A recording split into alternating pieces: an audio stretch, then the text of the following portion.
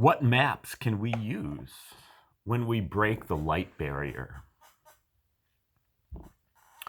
How's everyone doing today? Welcome to my channel. Hope you're here to get some educational content, because that's what I do.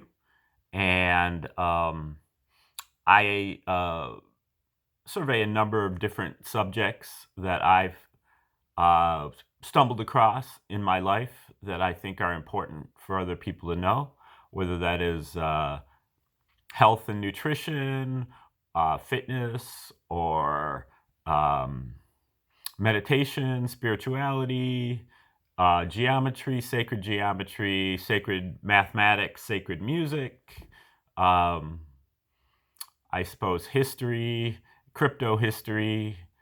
These are the kind of things that you'll get from this channel. Mostly so far, I've been covering Tree of Life. So I'm going to be doing Tree of Life for probably a couple more months till we roll out all 144 of the entries that I've got. I think I'm about halfway through here. Maybe after this video, I'll be halfway through. And the Tree of Life is an ancient diagram. Goes at least as far back as ancient Egypt. The ancient Hebrews had it, and and the Jews in Europe used it.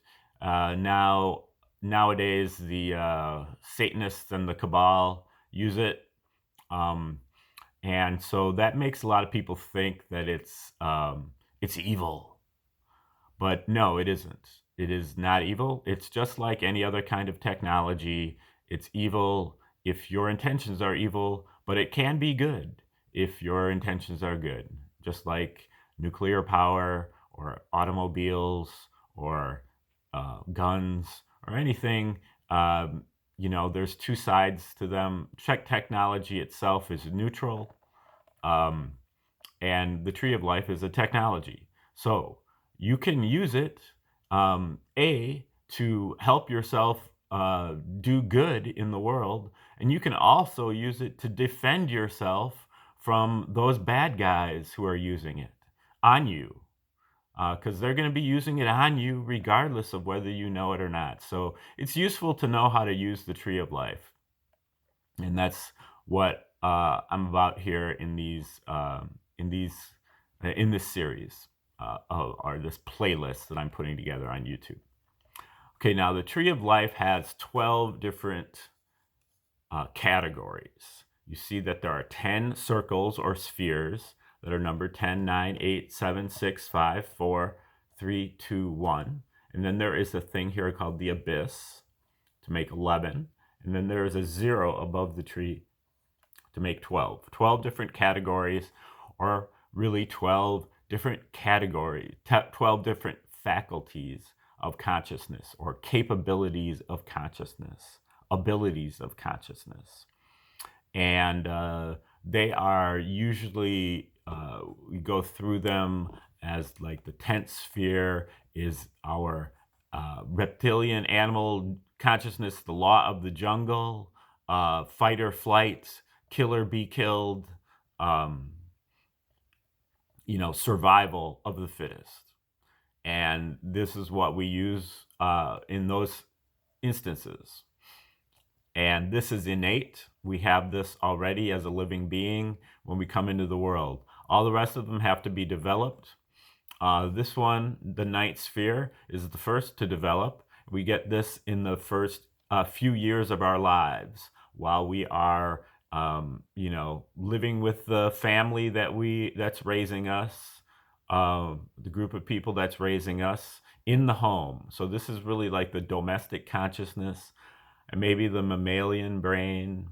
And this has to do with heightened receptivity, being very receptive to our environment, and then soaking up everything that we get from the environment, and then gradually memorizing that behavior and learning it through imitation. Okay, so it's like you practice it over and over until you get it. So you watch how your parents put food in their mouth, and you You've got to get the coordination for your arm to grab your hand to grasp the thing and put it into your mouth, and you got to get your hand to go to your mouth. This is all a very complex process that it takes months, if not years, to learn some of these things.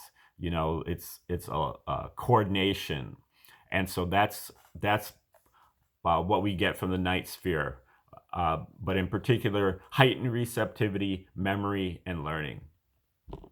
And then the A sphere is kind of similar, but where the night sphere is related to the domestic sphere in the home, the A sphere is the public sphere. So we're out in public now, going to school, going to church, going to Little League or whatever. And we learn here what we're supposed to believe about the world, how the world works, the consensus worldview, the expert opinion, the conventional wisdom from the establishment and the institutions. They tell us what to believe, and they tell us who we're supposed to trust. We're supposed to trust the people with the white lab coats, the people with the badges, the people with the letters after their name. And so we learn those things, and then we eventually rationalize them in our belief system. We say, oh, maybe I've had experiences in my life where that hasn't been true, but I'm going to believe it anyway, because what happens if you believe and you trust the people that you're told to, it becomes the path of least resistance in this public world where all the resources are. You get the better job, you get the higher grade, and so on. If you just don't rock the boat and you just do what they tell you to do, and you memorize and follow the instructions. So a lot of times people will end up rationalizing things that are false because everybody else thinks they're true, So another thing here about the A sphere is that it is a trickster. Okay, it's bent on deception. This is where the deceptive aspect comes in. Okay, so where the A sphere is about the real world, the seventh sphere is about the imaginary world. So where the A sphere, they're telling you what you're supposed to believe. People that eventually move over to the seventh sphere are like over here and they smell a rat. They're like, these belief systems that you're inculcating in us, they don't really make that much sense. And they seem to be somewhat harmful to us, and they seem to benefit you a lot. So they move over here and they imagine a different world. They imagine something better. And they use other faculties of the seventh sphere, not only imagination, but also inspiration and intuition, and our creativity, our creative spark, being able to make novelty, to make things that haven't already been there before. And also our pleasure principle, to put things together into unique, harmonious wholes. And so these are all faculties of consciousness that are relevant at the seventh sphere and that are instrumental in breaking us out of this A sphere. But that's not the end of the struggle. It's really just the beginning of the struggle. As they say, genius is 1% inspiration and 99% perspiration. So the 1% inspiration is here, and the 1% inspiration is enough to get us started on this path to the higher spheres, the more spiritual and more real aspects of ourselves that are up here. But we need the 99% perspiration to really sustain ourselves on this journey. So it's hard work. It's an uphill battle. It's against the grain. And you know, it leads us toward the sixth sphere and the higher spheres. So the sixth sphere is really our center. As you can see, it's centrally located on the tree and connected with everything. But it's really our free will faculty. So this is our free will faculty breaks down to our ability to pay attention and our ability to make decisions. But where we find ourselves, because we are located here, this is our central point, but we find that we're paying attention down the tree. So we're paying attention to 8, 9, and 10, more or less. That's what we consider our reality to be. But we're really up here, but this is where our reality is, what we're paying attention to. So we're paying attention to all our old habits, all our old belief systems, the ones that we had when we were growing up, everything that we're comfortable with. This is our comfort zone. But the other aspect of the sixth sphere is your ability to make decisions. So the key decision to be made in the spiritual path is the decision to move your attention, because attention is a vector. Attention has a direction. So you can point your attention at something or pay attention to something. So you no longer want to pay attention to your comfort zone, but you want to pay attention to your spiritual development. So you point your attention up the tree instead of down the tree. That's the key aspect that needs to be made. But unfortunately, it's a very difficult choice to make, because again, you're choosing to avert your attention from your comfort zone and to apply your attention to this area up here, which is largely unknown. Because as I said before, you have to open up these spheres to access them. And you open them up one at a time, and these areas up here haven't really been opened up. You may have had a glimpse or two of them in your life. You may have had a strange experience where you glimpsed some of these higher aspects.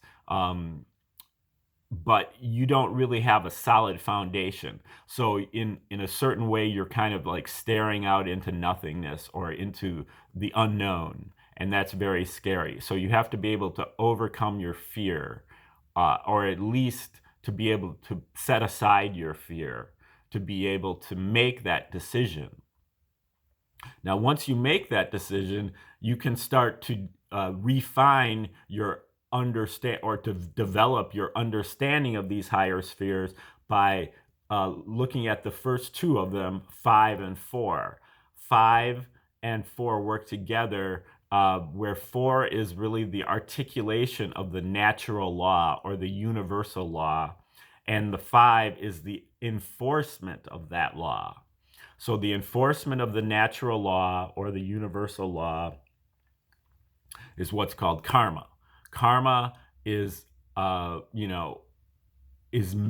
calibrated upon waste, violence, and violation. So that's how you measure your karma, is by how much is being wasted and how much violence is involved, which are really the same thing. How much violation is involved of other people. And you can learn to kind of gauge your karma, because if you have turned yourself around and your attention is up here, then you begin to get like immediate, or as John Lennon says, instant karma on your actions. So you act, and so karma is like what comes around goes around. And for every action, there's an equal and opposite reaction. What you sow, so shall you reap. You can imagine that there's a mirror here, and you're getting immediate feedback on your actions. So gradually, with that feedback, you can adjust your actions. You can get the feedback and say, oh, I got a lot of violent feedback there, or wasteful feedback there. Perhaps I should adjust my actions to be less violent, to be less wasteful. And so you can kind of clean up your actions. And that's why the fifth sphere is also related to nonviolence. Also in the nonviolent vein, the symbolism of the fifth sphere is generally the blade, because the fifth sphere corresponds to Mars, the god of war. But in this case, in the tree, the god of war is not about, violence. It's about ending violence. And so those blades are used to cut not somebody else, to not use it on somebody else, but to use it on yourself and your attachments. You're cutting your attachments and you're cutting your conditionings. Those are the things that get cut by the fifth sphere blades. Okay, so that is kind of how the fifth sphere works. The fourth sphere works in conjunction, where the fourth sphere gives the law, the universal law, to the fifth sphere to enforce. The universal law is determined through long periods of scientific observation, investigation, well, not only scientific, but also religious, contemplation and meditation, and any kind of form of perceiving the world where you are attempting to do it, dispassionately and as a matter of how things actually are, not here, not what we say it is, and, not how can you fit in here, but how it really is. And so these are all combined into what you call a cosmology, or a theory of everything, or a holy book. And that is that attempts to articulate how these things all work. Now they don't you can't ever get a cosmology completely right, even though the laws of the universe are unchanging. Our understanding of those laws is evolving. So, every cosmology needs to be adjusted from time to time. But the better the cosmology, the longer time between adjustments. Okay. Now, the abyss here is about our psychic powers, our ability to recognize and act upon omens or synchronicities in our lives, because the synchronicities or coincidences in our lives are pointers to show us that something important is going on that we need to pay attention to and act upon. And so this is being able to tune into that aspect. Psychic heat and psychic receptivity, psychic powers are in total. Then the third, second, and first sphere are our divine aspects within. Omnipotence, all-powerful; omniscience, all-knowing or wisdom, the ability to solve problems; and then omnipresence, all-present, all-everything at once, eternally. And so this is a unifying factor, because we all have this at the core of our being. If we are able to silence our minds, not only the verbal part of our minds, but the visual part of our minds as well, then we can penetrate this first sphere, and we can notice that we are the same as everything else at our deepest center. So that unifies everything. And then the zero sphere is the mystery, or the nothingness, which is really part of the creator, but not part of the universe. So it's part of the tree that the creator reserves for itself. So we only have really indirect access to the zero. Okay, now that's kind of the beginner's aspect, the beginner's teaching on the tree. I could elaborate on each sphere for hours. So that's kind of just, and that's kind of why it comes out differently each time, because there's always a different nuance that can be brought up. But what I've done in kind of a more intermediate as opposed to beginner approach to the tree is to take the whole tree, which is said to be able to map out everything in the universe and break it down into its 12 parts, and then shrink it down and apply it to every one of the spheres. So 12 here, 12 here, 12 here, and so on, for a total of 144 different, what I would call fractal faculties, or mini faculties, or also stages of life. And those stages, though, are not chronological stages, but they're dramatic stages. And so there's 144 separate dramas that we go through in this fractalized tree. And if you'd like a list of those 144, you can click the link in the description and I will send it to you for free. That way it'll help you to follow along with this with these 144 different stages that I'm presenting in each video. Each video presents one different stage. And for example, today we're going to be looking at stage number 121. Stage number 121 is located here in the first sphere at the very bottom, so the 10th fractal of the first sphere. Now, we said that the first sphere has to do with unification, because it's omnipresence. It's always there, but it's at our deepest center. And the first sphere also corresponds with geometry. And then the 0 or the 10th sphere here is about survival of the fittest, and it's about life, and it is about the law of the jungle, and just coming into the world, and it's already there. It's already innate in us before we even get started. Okay, so the question was, what maps can we use when we break the light barrier? Number 121, metric geometry. Stage number 21 is about the geometry we see with only one eye open, no depth perception. One can judge only comparative size, not absolute size. We do not see in time, but we can see time's equivalent effect in space, since they are reciprocals of each other.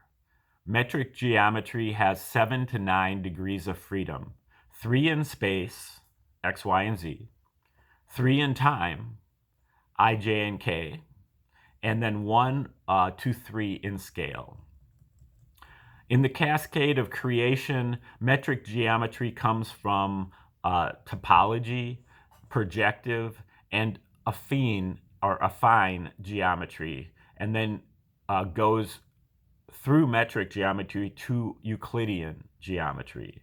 And then the evolution is that process in reverse.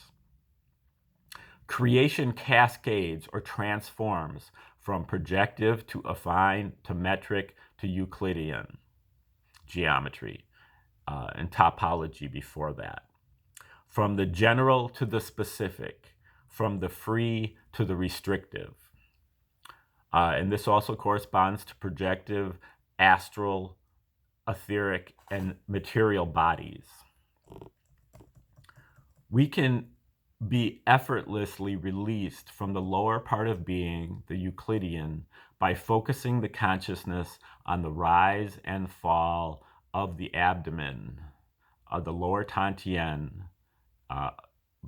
in the Taoist, an inch or so below the navel. And that can break us out through the light barrier to the metric geometry. The absolute conic. Think of the field of vision. We will never be able to observe what is inside an atom, because all we can observe is that shadow cast upon the screen of equivalent space, which is a net motion, not the actual motion. Only points of measure are 0 and infinity, puts us beyond Euclidean.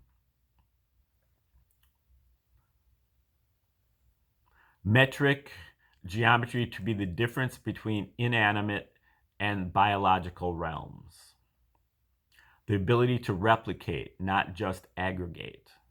But there is another way to look at it, the removal of a barrier.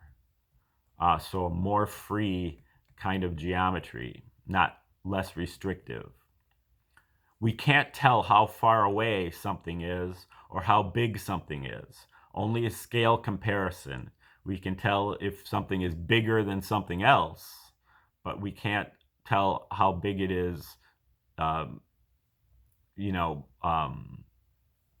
how big it is just naturally by itself. As if only one eye open. Is that the third eye?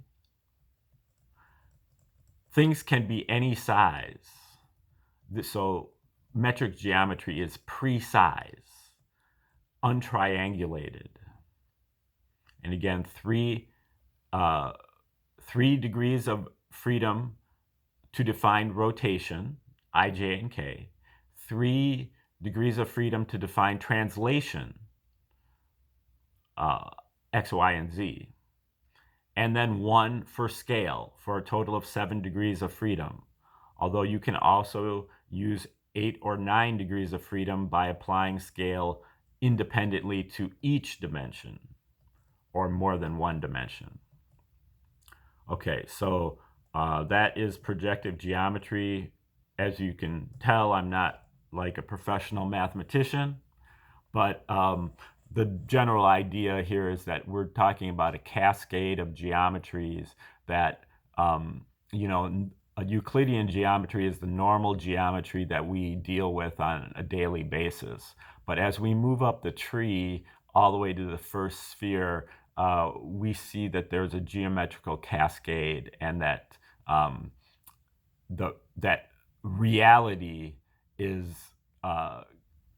transcends just the Euclidean universe, and that we move into a set of different geometries that are more free, more. See, on Earth, we're stuck in this this kind of gravitational electromagnetic realm. But if we moved away from Earth, we would find ourselves out in space, and we would be not subject to a lot of the things that we take for granted here. So that's kind of the key point and so the first sphere contains a number of different geometries that are more inclusive than Euclidean geometry, and metric geometry is the first of those. And so that's why it's in the 10th fractal of the first sphere, fractal number 121. Okay, we will expand on that further, and I would be happy to hear from somebody who is an expert in geometry, and they could set me straight about whatever mistakes I made, and point me to some other sources that might be able to help me out.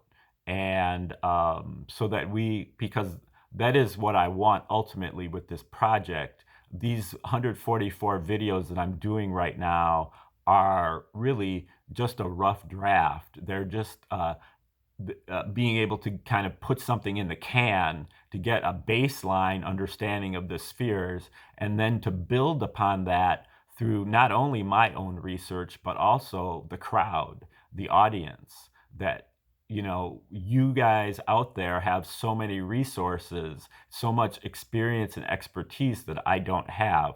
And this is more, the tree of life is a job for more than one person. I'm just trying to be the organizer and the orchestrator of this, and I hope that as an audience grows out there, that you guys can contribute to this this work and really help me to put this into to articulate all of this. And that in the long run, what I see this as being a multiversity.